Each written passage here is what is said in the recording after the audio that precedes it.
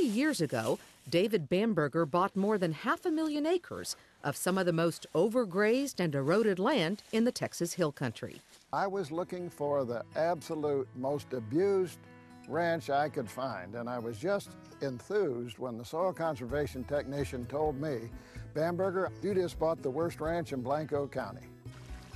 Since then, Bamberger has literally created water from stone by removing unwanted brush and planting native grass. Without a grass system that has roots down into the earth, when that rain falls, it washes off. But if it falls on the grass, you've got miles of root systems, and that water can now penetrate down in. 2.5 years after we began this habitat restoration, we started to find little sepia places showing up on the sides of these hills. We ended up with 2 creeks that run, tanks and lakes like this, over 23 of them.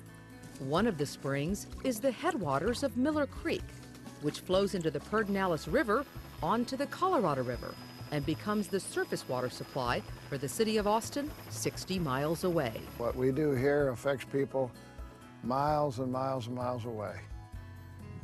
So it's really a stewardship issue. Our duty is to, as Teddy Roosevelt said, is to pass every speck of land on to future generations in a better condition than what we found it. Rotating cattle, hunting to control deer populations, and restoring endangered plants and trees back into their native habitat are all part of the game plan here at the Bamberger Ranch Preserve. This is the blooming Texas snowbell that we looked at down in the greenhouse, and the bloom only lasts about 10 days. Absolutely beautiful. But Bamberger goes beyond just the plan. In 1997, he built his own chiroptorium, or bat cave. Chiroptera is the order for bats. We describe it as a series of domes with connecting passageways for the free will use of mammals that closely resembles the natural habitat of a cave. Here they come.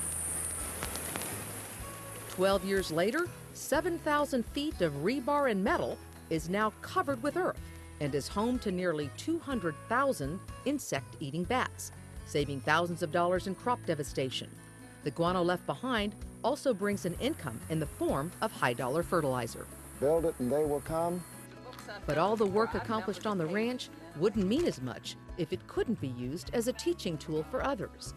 Bamberger and his late wife, Margaret, dedicated their lives to conservation and environmental education. Their 5,500-acre ranch is used as an outdoor classroom for students, scientists, and other landowners. And I think that having a story like David's is very powerful, but it's also a powerful message that Mother Nature can repair itself. And I think that the Lone Star Land Steward Award, it's such a thrill to be able to share it with David right now. And it's a little bittersweet that Margaret, well, it's very bittersweet that Margaret's not with us, but she knew we had nominated him, and she knew that chances were good that the Bamberger Ranch would see this award this year, so she's here.